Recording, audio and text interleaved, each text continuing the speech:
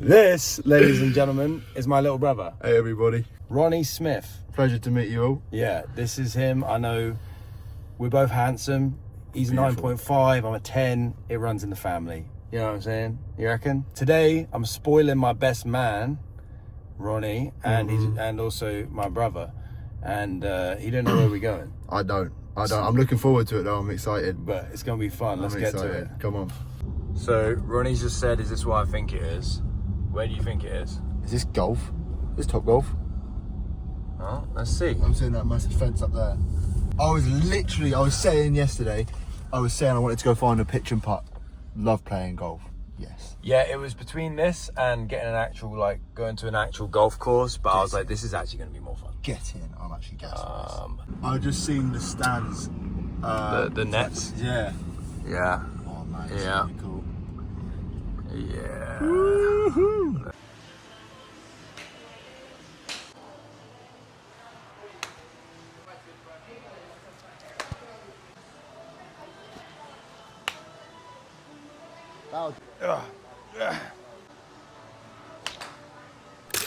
All right. Who won at golf? Who Was it me? Who- Was it? Who won and who played better? There's two very important questions in there. Who won and who played better? Guys, there's winners and losers in this world. That's actually how it turns out. So here's the thing, guys. Ronnie has always been better than me at everything. Sometimes just for his age, usually just straight up. Better rugby player, better polocrosse player, better horse rider, I've heard you better say at this golf, better at video games. He's always been better than me at stuff. before. But this is the thing though. I would say you just find ways to win. And it'll be some sluggy little tactic that he's just All right, found. so He'll find a way to win. experience usually beats talent, right? Clearly today was a prime example. I want to tell you guys a funny story about my little brother. So we grew up in the country. We had horses, we had stuff like that, and Ronnie was a very erratic child. People who barely knew us knew him because he was so erratic. When he was probably 4, we were at an event, like a equestrian event, and you can picture it. There's like 500, 600 people there, horses everywhere. There's events going on. I know what you're going to say. Yeah.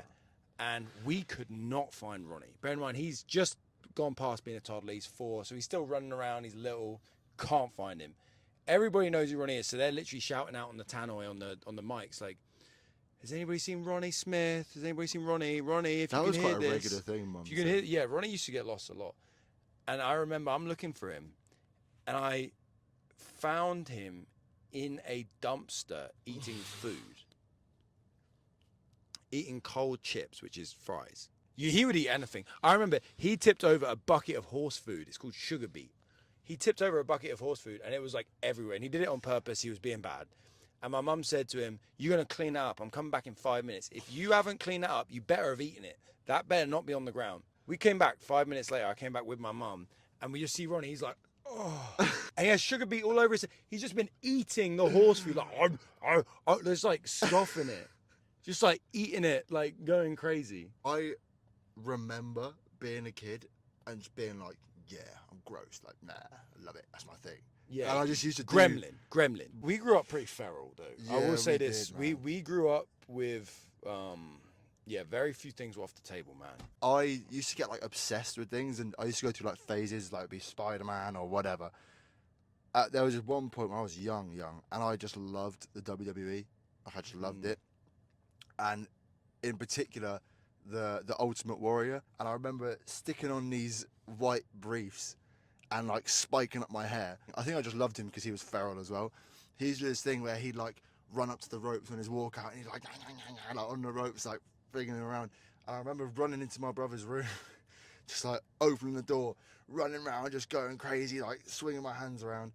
And anyway, we start wrestling, and you're just like, probably pushing me away. I'm little. He's like 8 years old. We got 8, 9 year age ago. So I was little. Pushing me away, I'm coming back with wrestling, tussling. I've just grabbed a pillow or a blanket or something, and I've thrown it in his face. And as soon as he's taken it down, I've just come in to clothesline it. Imagine like this part of my arm has just gone clank, like right into his nose. Like the as moves that they hard do as I in could. WWE that aren't real. Yes. He's actually done it. I remember that. I remember, I think it was like a towel. I think, Yeah. and I remember the towel hitting me. He was like 10, 12 feet away, other side of the room. And then it hit me. And as I've pulled it, I've just seen this. Just like he's literally like just teleported his fist into my face. My soul left my body. I remember that feeling. It used to happen where I would do something, and I'd go, and I'd feel the colour like leave through my feet. I'd be like, oh no. Yeah, he's coming for me. Ronnie has punched me double-digit times in the face as hard as he can. Not since ever being anywhere near this big. It was way before he was like. It was when he was like 6, 7, 8, 9, 10. When it was more of a nuisance than an injury. I remember once we were you missed the bus, right? And I was Yeah. at home. I had to drive into work. Drive into school. You were probably 12. The radio was playing, and you were really tired and grumpy. And I'd been awake a few hours, so I was cool. And the radio was playing, and I kept singing the exact same lyrics, like 5 seconds after they were playing. I remember doing it to annoy you, and you're like, Matt, can you stop? And then you're like, Matt. And you're like, Matt, please stop, like, shut up. And I'm driving like 60 miles an hour, on the way to school, and I'm still doing it, and I'm like, and then I'm driving like that, looking at the road, and he just goes, bing, and just literally, I slam on the brakes, and he's just like, bing, bing, bing, bing, bing. I slam on the brakes, I like restrict him and hold him, push him against the window, I'm like, stop, chill out. And he's like pinned. He's like, like looking at me, and I'm like, you cannot do that while I'm driving, bro. You just knew what buttons to press, man. I will never defend myself for that, by the way, but I will say, you knew what you were doing. I could have been I could have been a much better brother. I was very provocative, and I was very mean. We both were though. We both used to make fun of each other. We both did, used to for make sure. fun of each other. Oh yeah, let me show you guys the watch he got me. I bought Matt a watch as a wedding present. The only reason I'm not wearing it is because I ain't adjusted it yet. Gotta get some links taken out. Because it's a little, they add extra links. So I bought. That's sexy, man. That's me as well. I like the gold and black. The black and the tough. gold for sure. That's tough. But crazy coincidence, right? I rock up and I give him this watch, and he just goes, hang on, I got something for you as well. He's got me this beauty, right? Absolutely gorgeous. Now I don't know much about watches. I like watches. I just know that's beautiful, man. What did you say? Was it the? Well, it's a mother of pearl in the middle. The reason I got that one for you is because the bracelet of it looks like the bit that goes on your wrist looks like a Rolex. Yeah. It's not a Rolex. Yeah. It looks like a Rollie. I'm an electrician and I work on site in England, so he's also just pulled out of the bag G-Shock. Here's the thing. The reason I decided to try and get a few things for you is because I have always been, since being an adult, guys, God has always taken care of me, but I've always struggled. I've never had that much money yet because, work, visa stuff, and all kinds of things. God's taken care of me. I've been fine. Every time Ronnie's birthday's come around, I've never really quite had enough money to get him something good. And it's always bummed me out because I've always wanted to get you, I want to get him a pair of J's. I just don't have the bread. I want to get him this for his birthday. I just don't have it.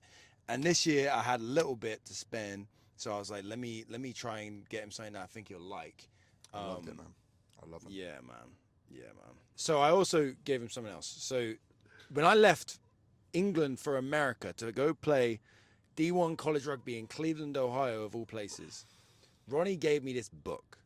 And it had all the pictures of me growing up and it had messages from people that I'd grown up with. And then he wrote, now fill the rest of the book with your memories and your journey, the rest of your life. Mm-hmm. And over the years I've written it, and you literally see the journey of how God has loved me, how stupid I've been, how God has saved me, how I've still been stupid, and how he's still, you literally see it as you stride through it. It's kind of amazing.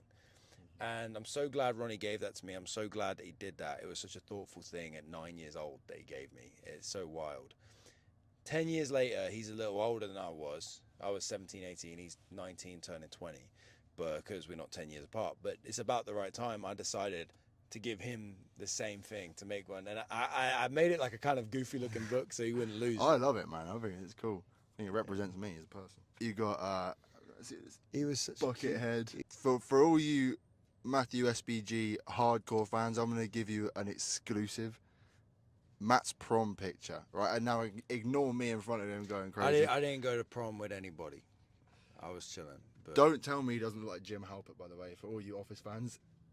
On just this picture, this picture a little bit. Yeah, you they see can't it? take it down, take it down. Yeah, there you go. That's And that's Ronnie. Yeah, it's so weird seeing us be the same size now, and you've grown a beard, and I still can't grow a beard.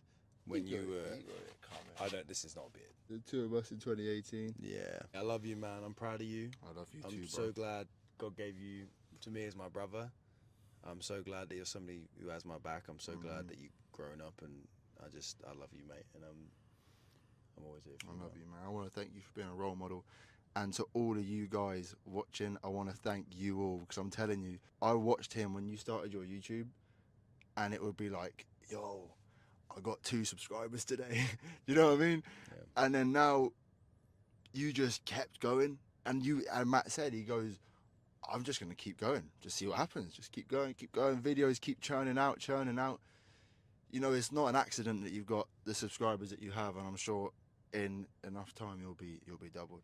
I'm proud of you, man. For all you guys following and subscribing means the world. You know, seeing this sub count go up, it gives me like a rush seeing it. You know, genuine. Yeah, it's a lot of fun. It's a lot of fun. I'm so glad, and I'm getting married this week to Mia. You know, you'll probably subscribe because of.